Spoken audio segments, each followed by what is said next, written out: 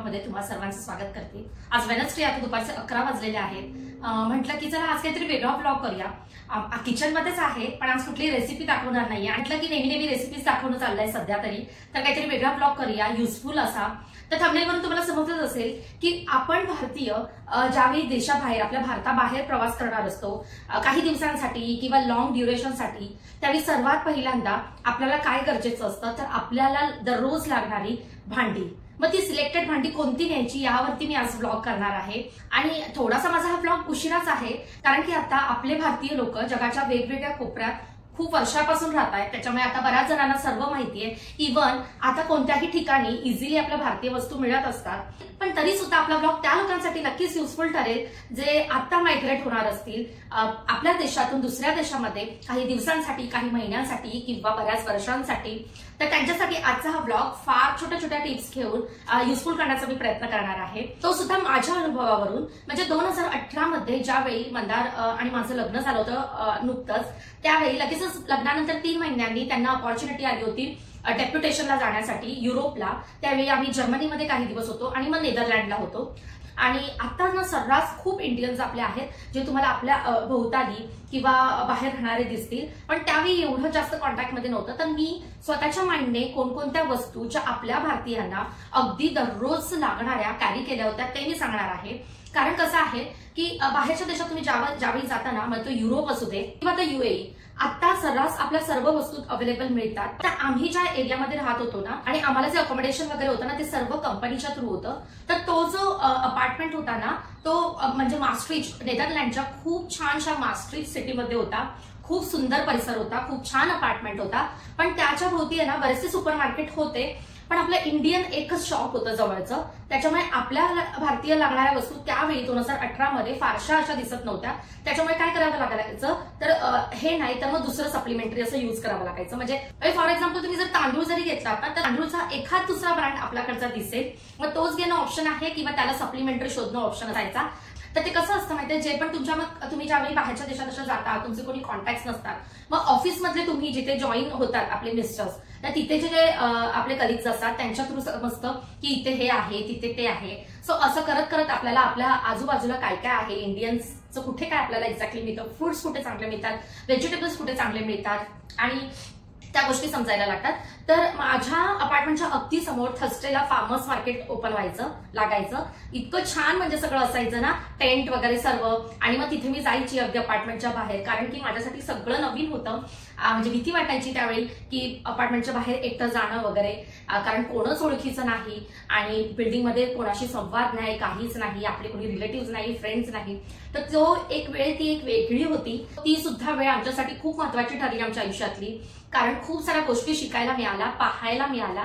त्याच्यामुळे तो एक्सपिरियन्स सुद्धा एक वेगळा होता। म्हटलं की त्याच एक्सपिरियन्स मधून बऱ्याचशा गोष्टी तुमच्यासोबत शेअर कराव्या। ते पण तुम्ही भारताबाहेर कोणत्याही कंट्रीमध्ये ट्रॅव्हल करणार असाल तर ऑफकोर्स आपल्याला एक लिमिट असतं वजनाचं, आपण जे वेट बॅगेजचं कॅरी करणार असेल त्याच्यामुळे आपल्याला कमीत कमी वजनाच्या वस्तू आणि जास्तीत जास्त कशा नेता येतील हे बघायचं असतं। त्यामुळे सगळ्यात महत्वाचा मुद्दा म्हणजे जी पण भांडी, आज मी फक्त तुम्हाला भांडीबद्दल सांगणार आहे, जी पण भांडी तुम्ही नेणार असाल ना ती कमीत कमी वजनाची, आणि तुम्ही जितके मेंबर्स आहात, तुम्ही जर बॅचलर आहात तर बॅचलर पुरता आकार, जर तुम्ही 2 जणांची फॅमिली आहात तर 2 जणांपुरताची भांडी, आणि जर तुम्ही फॅमिली आहात 2 हस्बंड वाईफ आणि 2 मुलं तर तेवढी त्या आकाराचीच पहिल्यांदा ज्यावेळी तुम्ही जाणार आहात तेवढ्याच वजनाची भांडी कॅरी करा।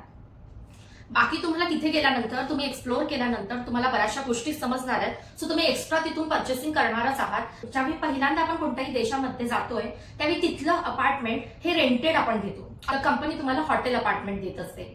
हॉटेल अपार्टमेंटमध्ये नॉर्मली तुम्हाला हे असे बर्नरवाले गॅस नाही दिसणार, तुम्हाला जास्त करून इंडक्शन गॅस दिसणार।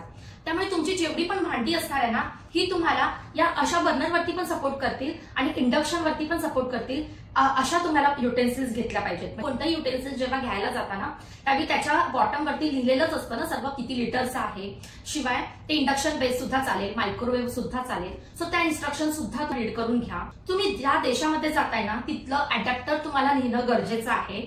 तर युनिव्हर्सल अडॅप्टर असतं, किंवा ज्या कंट्रीमध्ये जाताय तुम्ही US मध्ये, UAE मध्ये, तर प्रत्येक ठिकाणचं जे प्लग असतं ना अडॅप्टर हे वेगळं असतं। सो हे तुम्ही कॅरी करायला विसरू नका। एक सोबत साधारणतः 2, म्हणजे एक किचन मध्ये तुम्ही युज करू शकता, एक चार्जिंग पॉइंटला युज करू शकता, किचनमध्ये हे असे 2 प्लग्स वाले घेतले ना तर गॅसला किंवा मिक्सरला असे ऍट अ टाइम तुम्ही यूज करू शकता।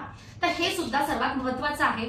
आपल्या भारतामध्ये जे प्लग असतात ते सगळीकडे नसतात। प्रत्येक देशातलं प्लगिंग सिस्टम वेगळं आहे, प्लग्स वेगळे आहेत। सो तिकडचं अडॅप्टर त्या कंट्री वाईज तुम्हाला कॅरी केलं पाहिजे। तुम्ही पहिल्याच दिवशी गेलात आणि कळलं की अरे अडॅप्टरच नाहीये तर तुमचा मोबाईल चार्ज होऊ शकत नाही, तुम्ही फॅमिलीला कॉन्टॅक्ट करू शकत नाही, तर हे सर्व प्रॉब्लेम्स येऊ शकतात। त्यानंतर आपण भारतीय आपल्या देशात राहू दे नाहीतर देशाच्या कोणत्याही कोपऱ्यात राहू दे, आपल्याला पूर्ण जेवण, पूर्ण अन्न म्हणजे आपलं वरण भात भाजी चपाती हे आपल्याला फार गरजेचं असतं। ज्या देशात तुम्ही जाणार असाल तिथली लोक तिकडच्या वातावरणानुसार तिथल्या पदार्थांचा अन्नाचा प्रकार असतो। फॉर एक्झाम्पल युरोपियन देशांमध्ये ब्रेड तुम्हाला सर्रास वेगवेगळ्या प्रकारचे एवढे मोठ्या ब्रेड्स पकायला मिळतील, कारण तिथलं वातावरणाच्या हिशोबाने थंडीच्या हिशोबाने ती लोक मैद्याचे पदार्थ जास्त खातात, त्याच्यामुळे तुम्हाला सर्रास मैद्याचे पदार्थ ब्रेडचे प्रकार खूप बघायला मिळतील। नंतर कुठल्याही वीकेंडला कोणत्याही पर्टिक्युलर डेला वेगवेगळे मार्केट भरत असतात, त्यावेळी तुम्हाला चीजचे वेगवेगळे प्रकार बघायला मिळतील।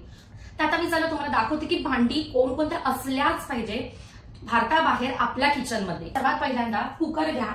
तुम्ही जर 2 ते 3 जणांची फॅमिली आहे तर तुम्हाला हा 2 ते 3 लिटरचा कुकर आहे, हा इतका मोर दॅन इनफ होऊन जातो।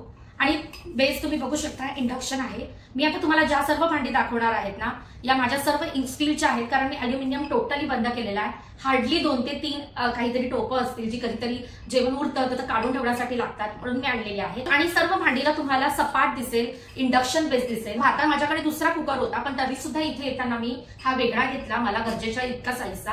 तर हा मास्टरचा कुकर आहे। शिवाय नुसता कुकर आणू नका, त्याच्यामधली जी जाळी असते आपण बेसला ठेवतो ती आणा। कुकर आपण ज्यावेळी घेतो त्याची शिट्टी आणि एक रबर तर असतो, त्याशिवाय स्पेअर एक रबर एक शिट्टी नक्कीच आणा विदाउट फेल। कारण का सांगते, कधी जर उडालं तर मग प्रॉब्लेम होतो। आपल्याकडे असलेल्या कुकरच्या कंपनीचा रबर शिट्टी अजिबात इझिली अवेलेबल मिळत नाही, मिळालीच तर ती दुप्पट तिप्पट पैशांना मिळते। त्याच्यामुळे न चुकता स्पेअर 2 कुकरचे रबर आणि एक शिट्टी आणायला विसरू नका। तर दुसरं म्हणजे मिक्सर, कारण मिक्सर शिवाय आपलं चालूच शकत नाही। हा फिलिप्सचा मिक्सर आहे। ज्यावेळी लग्नानंतर मी जेव्हा सर्व घरासाठी वस्तू विकत घेतल्या ना त्यावेळी हा घेतलेला मिक्सर आहे, ज्याला आता 7 वर्ष झालेले आहे। त्याच्यामध्ये नॉर्मली 4 जार मिळतात, तर चटणी जार हा मीडियम मोठा यापेक्षा आणि ज्युसर। तर नॉर्मली प्रत्येक मिक्सरला 3 ते 4 जार असतात, पण ज्यावेळी तुम्ही ट्रॅव्हलिंग मध्ये मिक्सर कॅरी करता आहात ना त्यावेळी तुम्ही एकच जार कॅरी करा। जर तुम्हाला वजनाचा प्रॉब्लेम असेल तर तो म्हणजे मीडियम, तुम्हाला जर छोटा सुद्धा कॅरी करायचा असेल तर ऑफकोर्स करा, माझ्याकडे छोटा सुद्धा मी 2 कॅरी केले। पण जर वजनाचा प्रॉब्लेम असेल तर हा मीडियम, ज्याच्यामध्ये चटणी सुद्धा होऊ शकते तुमची किंवा वाटण होऊ शकतं किंवा कुठल्याही मेदूवड्याची डाळ पासून काहीही तुम्ही ग्राइंड करू शकता। तर एकच जर वजनाच्या हिशोबाने तुम्हाला करायचं असेल तर हा मीडियम जार कॅरी करा। त्याच्या झाकणाचे हे जे रबर्स असतात ना ते सोबत 2 ते 3 घ्या। पुन्हा मी तेच सांगेल, खराब झालं तुटलं तर ते बाहेर लगेच मिळेलच असं नाही। शिवाय मिक्सर घेताना तो चांगला कॅपॅसिटीचा घ्या, त्याची मोटार त्याची कंपनी खूप चांगली असली पाहिजे। रिपेअरिंग लगेचच पॉसिबल होतं असं नाही। UAE मध्ये कुकर मिक्सर यासारख्या गोष्टी जेव्हा खराब होतात रिपेअरची गरज पडते तर इथे अवेलेबल आहे का, तर हो इथे बरेचसे असे काही शॉप्स आहेत। पण भारतातून ज्यावेळी एखादी छोटी त्याचा छोटासा स्क्रू पार्ट जर इम्पोर्ट होऊन येतो ना तर त्याची किंमत आपण तिथे जर 100 रुपये पे करतो ना तर इथे आपण त्याची किंमत 400 ते 500 रुपये पे करतो, एवढा फरक असतो। त्यामुळे ज्या पॉसिबल असतील त्या गोष्टी नक्कीच कॅरी करा। तर चपात्यांसाठी तुम्हाला लागेल त्या आकाराचं पोलपाट आणि लाटणं घेऊन जायला विसरू नका। दररोज आपण भारतीय आपल्या जेवणामध्ये काय बनवतो तर चपाती भाजी वरण भात। प्रत्येक जण जर बॅचलर असेल तर तो एखाद दुसरंच काहीतरी आयटम बनवेल, 1 पॉट मील बनवेल, असं काही ते आपण आपल्या रिक्वायरमेंटनुसार। तर चपाती ठेवण्यासाठी एक छोटासा चपातीचा डब्बा कॅरी करा। डाळ शिजवण्यासाठी कुकर तर आहे, तर डाळ फोडणीला घालण्यासाठी एक असं टोप कॅरी करा। तर मी पुन्हा सांगेल की याचा सुद्धा बेस बघा, तुम्ही बघू शकताय, आणि ह्याचं बॉटम सुद्धा हेवी आहे। तर येण्यापूर्वी मी नवीन मला गरजेची आहे त्या आकाराची कढई घेतली स्टीलची। तर भारतामध्ये यापेक्षा वेगळ्या भांडी आहेत माझ्याकडे, तर त्यातनं गरजेच्या शिवाय मला इथे येताना ज्या आणखी वस्तू घ्यायच्या होत्या त्या सर्व मी घेऊन आली। तर त्यामध्ये ही कढई सुद्धा घेतली आहे, ही सुद्धा इंडक्शन बेस आहे। नॉर्मल वरती तर तुम्ही सर्व या भांडी वापरू शकता। तर कढई ज्या आकाराची पाहिजे त्या, म्हणजे नॉर्मली भाजीसाठी त्याच्यासाठी नक्कीच झाकणं आठवणीने घ्या, कारण की झाकण पाहिजेच। तो चपाती भाजी आणि वरणासाठी आणि भातासाठी तुम्ही डिरेक्टली कुकरला सुद्धा लावत असाल किंवा एखादा छोटासा बाउल कॅरी करा, जेणेकरून त्यामध्ये तुम्ही भात करू शकता। त्यानंतर भाज्या स्वच्छ धुण्यासाठी किंवा आपण जर पुलाव करतोय तर बॉईल केलेला राईस मोकळा करण्यासाठी अशा प्रकारचं एक स्ट्रेनर फार गरजेचं असतं। तर ते घ्या। आणि ऑफकोर्स चाळण, कधी कधी पीठ किंवा काही गोष्टी चाळण्यासाठी आपल्याला चाळण लागते. ज्यावेळी आपण चपाती, भाजी, वरण, भात ह्या दररोज गोष्टी बनवत असतो तर त्यासाठी लागणारे चमचे सुद्धा तसेच असले पाहिजेत. आणि ऑफकोर्स मी सांगते त्यापेक्षा जास्तीत जास्त सामान तर तुम्ही कॅरी करू शकता जर तुमच्या वजनाचं लिमिट तसं असेल तर. चपात्या करण्यासाठी शिवाय कोणतेही पदार्थ टर्न करण्यासाठी पलिता आपल्याला आपल्या किचनमध्ये लागतोच. सो तो एक. त्याच्यानंतर वरण आणि त्यासारखे पदार्थ घेण्यासाठी असा डाळीचा चमचा पाहिजेच पाहिजे. आणि भातासाठी आणि भाजीसाठी असे चमचे. तर हे 4 चमचे तुम्हाला कॅरी केलेच पाहिजे. त्याशिवाय आपण तळणीचे पदार्थ सुद्धा बऱ्याचदा करत असतो. आपल्याला असा प्रकारचा झारा लागतो. मग झारा कोणत्याही आकाराचा असेल, कोणत्याही प्रकारचा असेल. आणि किसणी, त्या किसणी पाहिजेच पाहिजे. मग अगदी चहामध्ये आलं किसन टाकण्यापासून खोबरं किसण्यापर्यंत आपल्याला किसणी हवीच हवी. तर ह्याच्यामध्ये तर नॉर्मल पत्र्याची सुद्धा मिळते. सो प्लीज ती घेऊ नका. अशी स्टीलची चांगल्या क्वालिटीची एक अशी किसणी घ्या जी तुम्हाला लाईट वेट, छोट्या आकाराची आणि बऱ्याचशा गोष्टींसाठी उपयोगी येईल. हे दाखवायचं राहून गेलं, ज्याची क्लिप मी नंतर ऍड केली. तसे दोन्ही चिमटे आपल्या भारतीय किचनमध्ये पाहिजेच. एखादी गरम वस्तू उचलण्यासाठी किंवा पापड वगैरे भाजण्यासाठी. आणि काही स्पून्स असं तुम्ही कॅरी करू शकता. त्यानंतर आपल्या सकाळची सुरुवात होते ते म्हणजे चहापासनं. तर चहासाठी एक भांडं नक्कीच घेऊन या. आणि गाळण, त्याच्यासाठी गाळण मस्ट आहे. त्याच्यामुळे चमच्यांसोबत गाळण आणि किसणी न विसरता भरा. आणि हे जे भांडं आहे ना, हे मी भारतामधून डीमार्ट मधून होमझोन कंपनीचं आहे. शिवाय जर तुम्ही वर्किंग असाल, गेल्या तुम्हाला जर ऑफिस जॉईन करायचं असेल तर न चुकता तुमचा टिफिन कॅरी करा. कारण का बघा, तुम्ही तिथे वस्तू घेणारच आहात. आपण जिथे राहतो तिथे एक्सप्लोर करता करता खूप शॉपिंग करतो, खूप पर्चेसिंग करतो. पण गेल्या आपल्याला ज्या इसेन्शियल वस्तू असतात ना, ते मी तुम्हाला सांगते. तर त्यामध्ये टिफिन सुद्धा आहे. आता आला तवा. तवा सुद्धा आपल्या भारतीय किचनमध्ये सगळ्यात महत्वाची वस्तू आहे. तर ज्यावेळी पण तुम्ही पहिल्यांदा जाताय, तुमच्याकडे वजनाचा प्रॉब्लेम आहे, तर तुम्ही एक नॉनस्टिक तवा कॅरी करा. ज्यावर तुम्ही डोसा सुद्धा बनवू शकता, चपाती सुद्धा शेकू शकता आणि भाकरी सुद्धा बनवू शकता. असा एक नॉनस्टिक चांगल्या कंपनीचा, ज्याचं कोटिंग लगेचच निघणार नाही. जर तुमच्याकडे वजनाचा काहीच प्रॉब्लेम नसेल तर तुम्ही डोशासाठी एक नॉनस्टिक, एक फ्राईंग पॅन आणि चपातीसाठी एक तवा, असे 3 तुम्ही कॅरी करू शकता.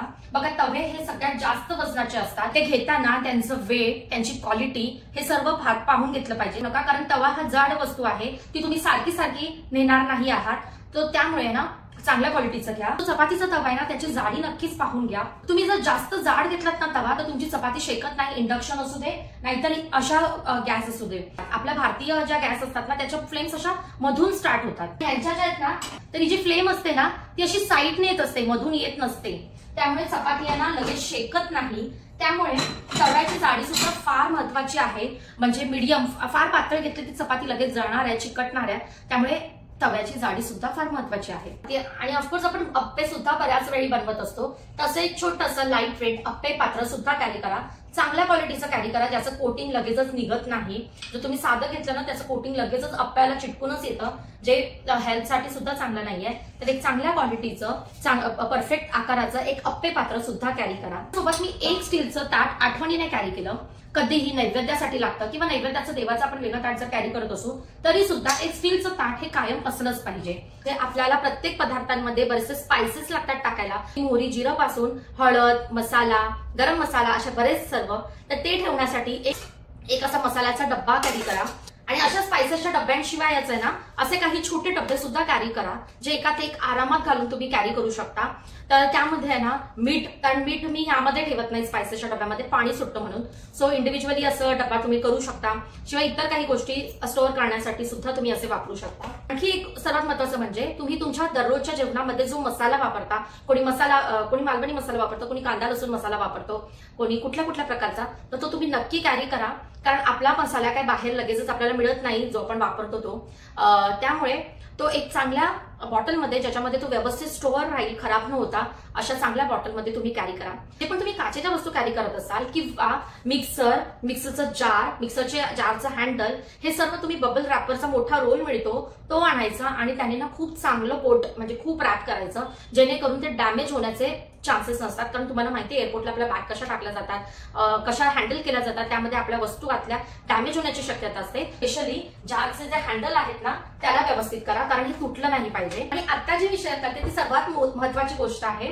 मी जेव्हा पहिल्यांदा आली, ह्या सगळ्या ज्या भांडी आहेत ना, याच्या व्यतिरिक्त खूप भांडी आता माझ्या किचनमध्ये आहेत. कारण माझ्या आता भारतातल्या खूप साऱ्या फेऱ्या झाल्या. शिवाय मी इथून सुद्धा खूप सारी भांडीची खरेदी केलेली आहे. मोठे मोठे पॉट वगैरे सर्व मी आता इथून घेतलेलं आहे.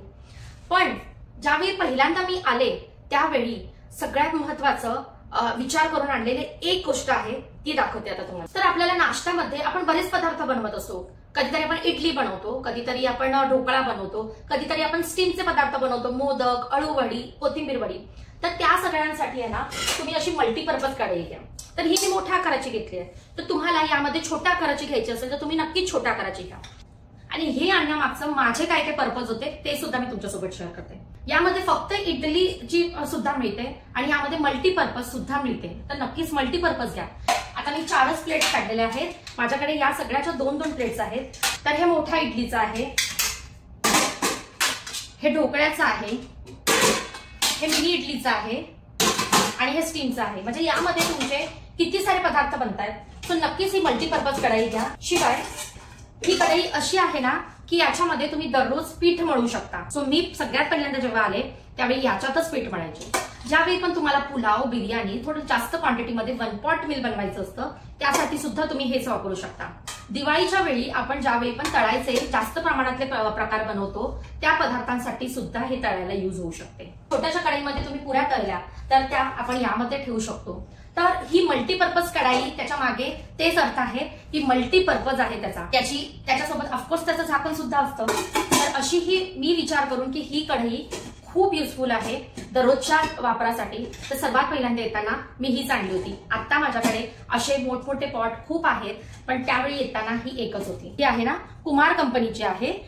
फार चांगले गेले 2-3 वर्ष मी आता वापरते. हे तुम्ही घ्यायला जाल ना त्यावेळी तुम्ही एखाद्या भांडीच्या मार्केटमध्ये जाल तर रांगेत खूप सारे दुकान असतात. प्रत्येक दुकानात वेगवेगळ्या कंपनीचे वेगवेगळ्या ब्रँडचे तुम्हाला ह्या मल्टीपर्पज कढाया दिसतील, वेगवेगळ्या आकाराचे. आकार तर तुम्ही तुम्हाला पाहिजे तोच घ्या. पण मी सजेस्ट करेल त्यामध्ये ह्या सगळ्या प्रकारच्या थाल्या असलेलं घ्या. शिवाय त्याचा इंडक्शन बेस असला पाहिजे आणि त्याचं बॉटम हेवी असलं पाहिजे. कारण हे एक भांड आहे ना ते वजनाचं असेल ना तरी चालेल. तर तुम्ही तरी चालेल कारण त्याच्यात आपल्या बऱ्याचशा गोष्टी होणार आहेत. कारण ज्यावेळी पण तुम्ही इतर पदार्थ किंवा एखादा 1 पॉट मील त्यामध्ये बनवत असाल तर तो खाली चिकटला नाही पाहिजे, फोडणी लागली नाही पाहिजे. त्यामुळे त्याचं हेवी बॉटम पाहिजे. तरच ती कढाई तुम्ही मल्टीपर्पज साठी यूज करू शकता. तर हे आज मला असं वाटतं आजच्या या सगळ्यामध्ये आहे ना ही सगळ्यात महत्वाची गोष्ट जी मी विचार करून आणली होती ती तुमच्यासोबत शेअर केली. तर ती नक्कीच तुमच्यासाठी युजफुल ठरू शकते. आणि त्या व्यतिरिक्त काही एक्स्ट्रा वस्तू सांगते. जर तुम्हाला कॅरी करायचे असेल तर त्या सुद्धा इसेन्शियल ठरू शकतात. आपण आपल्या फॅमिली मेंबर्सच्या हिशोबाने आपण जरी डिनर सेट घेतो ज्यामध्ये डिनर प्लेट्स असतील, बाउल्स असतील, स्पून्स असतील, ग्लासेस असतील तरी सुद्धा जर तुम्हाला पाहिजे तर तुम्ही जितके मेंबर्स आहात तितके ग्लास, स्टीलचे 2 ग्लास, 2 वाट्या अशा प्लेट्स जे नॉर्मली आपल्याला कुठलाही करी आयटम घेण्यासाठी, नाश्ता करण्यासाठी गरजेचे असतात ते घेऊन चला.